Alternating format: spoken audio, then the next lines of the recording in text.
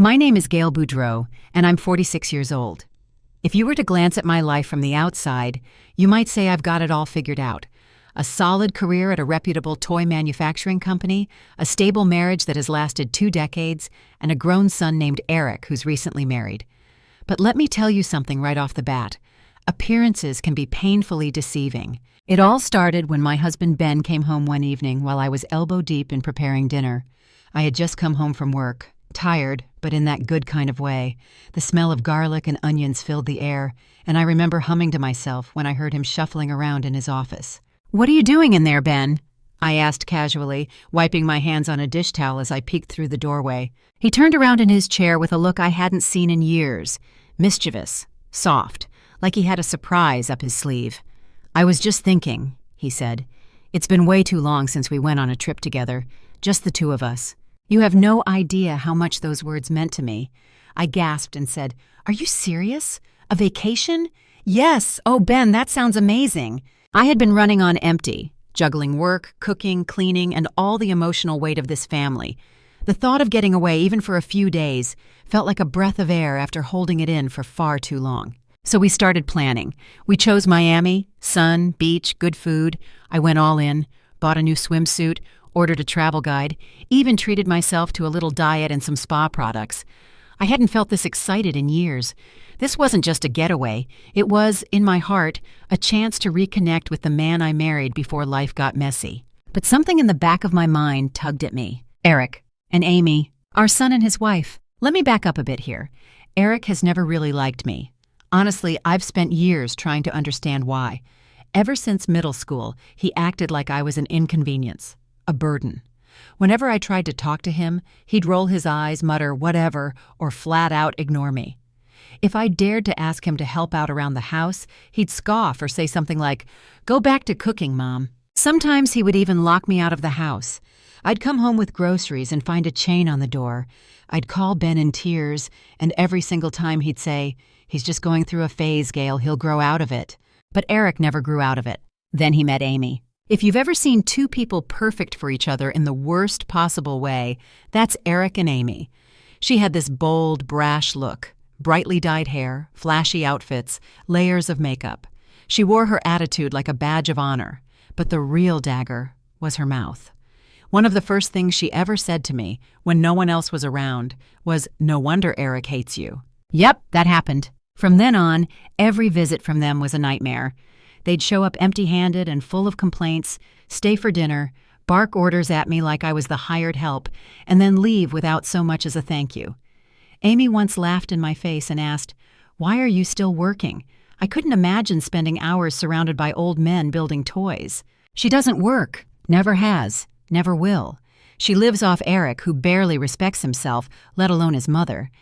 They're the kind of couple that thinks living freely means living selfishly. Still, I wanted peace.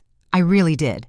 So when I heard Ben was planning a trip for just the two of us, I told him, firmly but kindly, not to invite Eric and Amy. He promised. He looked me in the eye and said, "It's our time, Gail, just us." So you can imagine my horror when we showed up at the airport, luggage in tow, and Ben suddenly turned around with a smile and said, "There you two are." I followed his gaze, and there stood Eric and Amy, waving like they were the damn prize at the end of a carnival game. What is this?" I stammered. Eric grinned and said, "Didn't Dad tell you? We're tagging along to Miami." I turned to Ben. My heart dropped. I felt betrayed in a way I couldn't even put into words. He tried to laugh it off, saying, "Come on, don't be mad, it'll be fun. I just wanted us all to have some time together, a chance to bond." Bond? With the two people who've made it their mission to mock and disrespect me for years? I wanted to walk away right then and there. But Eric stopped me. And for the first time ever, he said something that actually made me pause. "Mom, I know I've been awful. I just didn't know how to be honest about my feelings. I didn't know how to be a son or a good person around you. I guess I didn't want things to be so tense anymore." He looked nervous. Amy nodded behind him almost awkwardly. I didn't trust it, not for a second, but what could I do? Walking away would have made me the villain, so I went along with it. We boarded the plane, and while Ben beamed like a schoolboy on a field trip, I stared out the window, wondering how the hell I'd gotten here. And that's how our relaxing getaway began, with a lie, a surprise, and a gut feeling I just couldn't shake. After we landed in Miami, I kept hoping something might change. Maybe Eric's apology was real. Maybe Ben really meant well. Maybe this trip could still be salvaged. We picked up our rental car and hit the road. Ben had whipped up a whole itinerary on the plane: sightseeing, fancy meals, a boat tour, and of course, time at the spa. The weather was warm, the city vibrant, and for a second, I allowed myself to feel a flicker of hope. That flicker died quickly. Almost immediately, Eric and Amy started acting as if I didn't exist. They chatted with Ben nonstop, laughed too loudly, ignored my comments, and left me out of every conversation. I tried not to let it bother me. I really did. But it stung. At one tourist spot, Amy accidentally bumped me, sending me stumbling into a puddle. My new dress soaked up the dirty water, and they just laughed. Later that day, during lunch, they insisted on handing me their leftovers, joking about how I never let anything go to waste. My husband? He just chuckled along. I felt humiliated. That night, we had dinner at the hotel's restaurant. The conversation once again revolved around Eric and Amy, what they were planning, where they wanted to go next, what drinks they loved.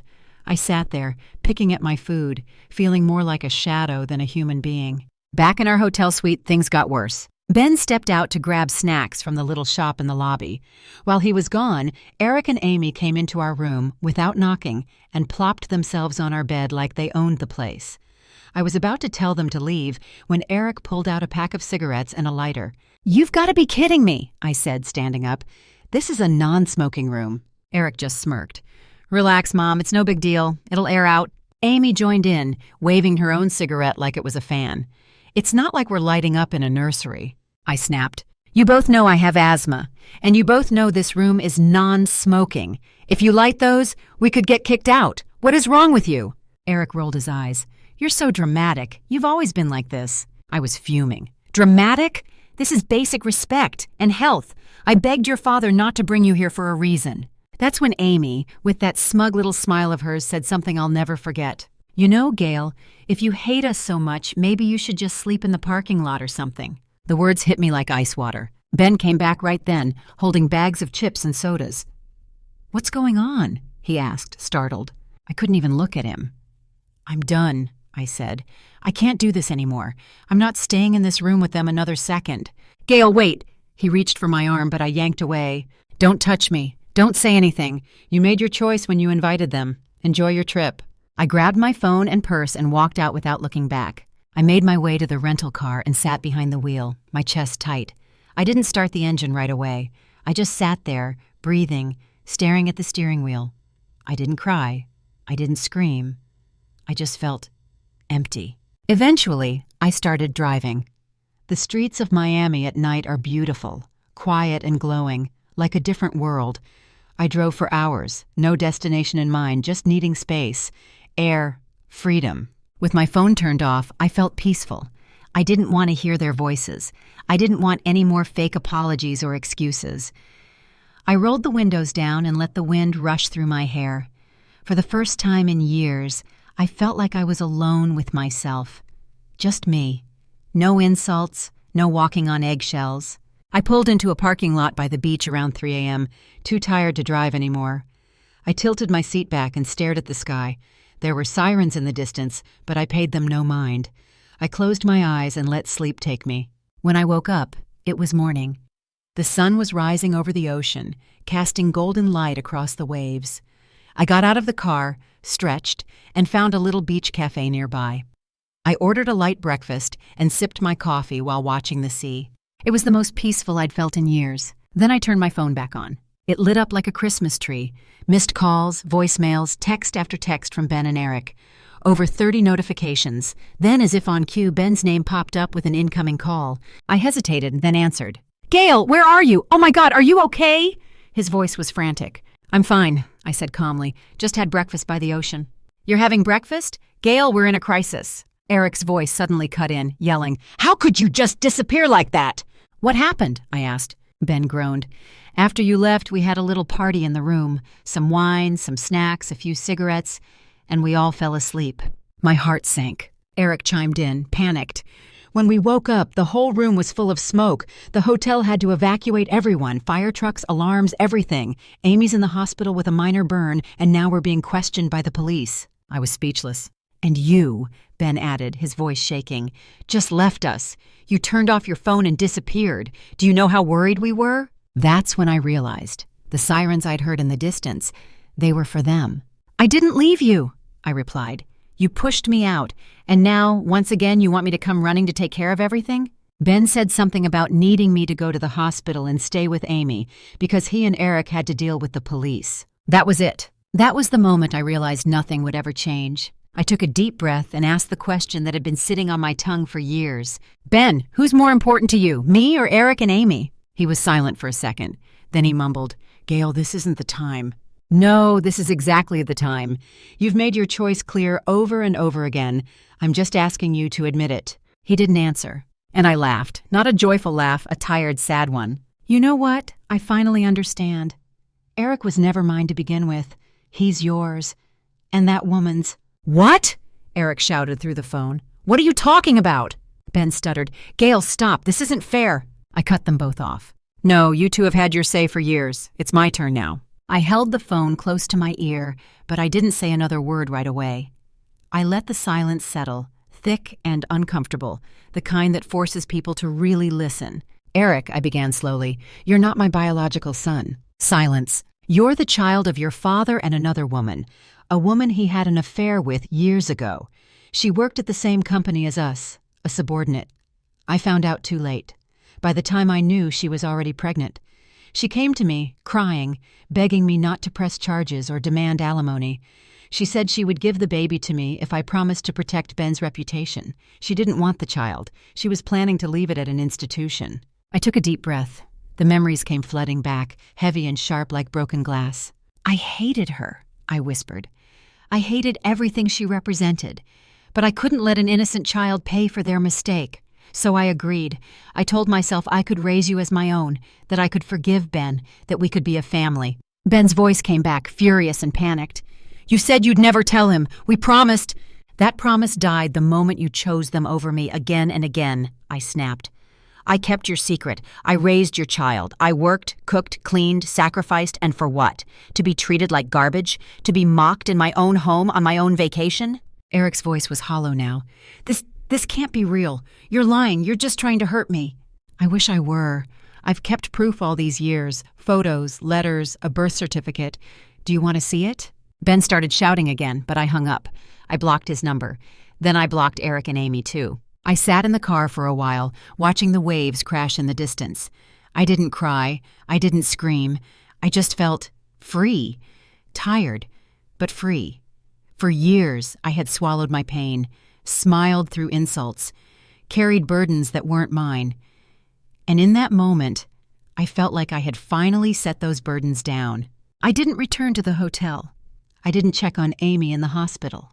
Instead, I booked myself a beachfront room at a quiet inn, changed into something comfortable, and spent the rest of the trip rediscovering something I had long forgotten: myself. I walked barefoot in the sand. I watched street performers on Ocean Drive. I drank iced coffee by the marina and let the sun kiss my skin. I laughed with strangers and slept deeply for the first time in what felt like years. I didn't tell anyone where I was. When I returned home, I didn't go back to our house. I went straight to my parents' place. They welcomed me with warm arms and warm food. I packed my things quietly over the next few days and had the divorce papers drawn up by a lawyer my parents helped me hire. I mailed them to Ben without a note. There was nothing left to say. Later, one of my coworkers told me about what happened after I left. Ben had to pay a huge fine for the damage to the hotel room. The police were livid over the smoking violation and the fire hazard. The hotel threatened legal action if compensation wasn't paid quickly. Ben's reputation at work tanked almost overnight. He had always been seen as a quiet professional, but once word of the scandal spread, things changed. Clients pulled back, colleagues whispered. He tried to maintain his position, but his performance declined. He eventually resigned, quietly, hoping to save face. Eric wasn't doing much better. His income had dropped, and the stress of everything turned him into someone even worse than before. He and Amy fought constantly, blaming each other for everything. Friends started distancing themselves. They burned every bridge they had left. Me? I flourished. Without Ben around to belittle me, I finally had room to breathe. My hard work at the toy company began to shine.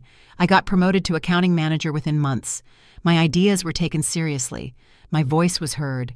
My days felt lighter, fuller, more meaningful. And most importantly, I felt like me again. I started going back to Miami a few times a year with friends and family. The beach wasn't just a vacation spot anymore. It was where I reclaimed my life. Every time I walked that shoreline, I remembered that night I drove aimlessly, heartbroken and lost. And every time I stood there again, I felt stronger. It wasn't easy. Healing never is. There were nights when I wondered if I had made the right decision, when I missed the idea of the family I thought I had, when I wished Eric had truly been my son, not just by law, but by heart. But those moments passed, because I knew I had done everything I could. And when it became clear that I was the only one trying, I finally gave myself permission to stop. Several months have passed since that unforgettable trip to Miami. Sometimes it still feels surreal, the way my life flipped on its head, not because of some tragic accident or rare misfortune, but because I finally stood up and said, enough. I think back to that version of myself, the one who used to tiptoe around her own home, trying not to upset her son, trying not to sound too naggy for her husband. I gave and gave until there was barely anything left. And yet, somehow, that woman, the tired, overlooked Gail, found the strength to walk away. Now, I don't wake up anxious about who's coming over or what insults might be tossed my way that day. I make my coffee, sit by the window, and enjoy the silence. Peace is no longer a luxury. It's my new normal. People often ask me, do you regret it? Telling Eric the truth? Leaving Ben like that? And honestly, no, I don't regret any of it. Because the truth had been sitting like a stone on my chest for over 20 years. I carried the weight of someone else's mistake. I gave my heart to a child who never truly accepted it. And I stayed loyal to a husband who used that loyalty to justify neglect. You see, people often confuse silence with strength. They think if someone doesn't fight back, it means they're weak. But it takes real courage to endure what I did, to protect someone else's secret, to raise a child as your own, even when that child resents you, to smile through holidays where you're treated like the help. That's strength. That's love, too, in a way. But even love has limits. Eric never reached out again after our last conversation. Not a single message, not a single call. And honestly, I think that was his way of confirming what I had feared all along. He never saw me as his mother. Not really. And if that's how he felt, then I'd rather walk away than keep trying to fill a role I was never given the chance to truly own. Amy, from what I heard through the grapevine, eventually left him. Their financial troubles piled up, and her tolerance for hardship was paper thin. She took what little money they had and disappeared.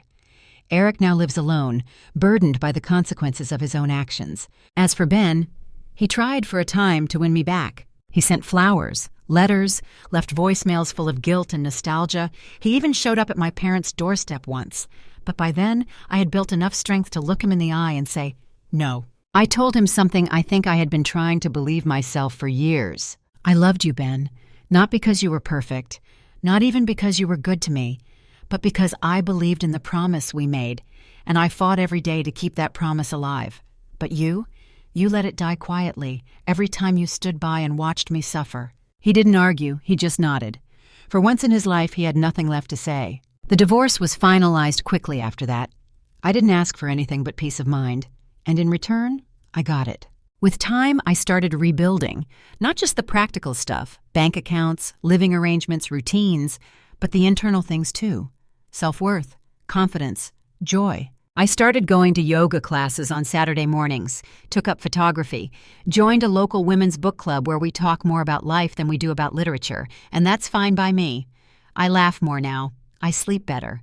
My world is small but safe, and that's all I ever wanted, really. One afternoon, while walking along the shoreline in Miami on a solo trip, I met a woman who reminded me of myself. Her name was Lena. She was sitting on a bench, tears in her eyes, staring out at the ocean. I sat down beside her, and without needing to ask, she started talking. Her story? It was different. But the ache in her voice was familiar, that ache of giving everything and receiving almost nothing in return. I listened, nodded, held her hand, and when she was done, I said, You deserve better, and it's okay to want more." She cried harder, then smiled. "You sound like someone who's lived through it." I smiled back. "I have." In that moment, I realized something powerful. All the pain I endured wasn't for nothing. It made me kinder, stronger, more grounded. It taught me how to spot the quiet suffering in someone else's eyes. It gave me the words to help another woman begin again. And maybe, just maybe, that's what healing really is. Not erasing the past, but using it to light the way for someone else. So this is my story, and I tell it not for pity, but for freedom. For every woman who's ever felt invisible in her own home. For every wife who's carried her husband's guilt.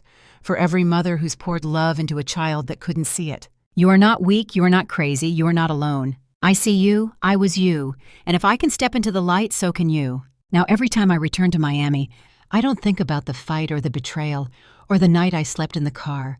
I think about the sunrise that greeted me after it all. I think about the coffee I sipped by the water, the breeze on my face, and the quiet voice in my heart that said, "You made it." And I smile. Because I did.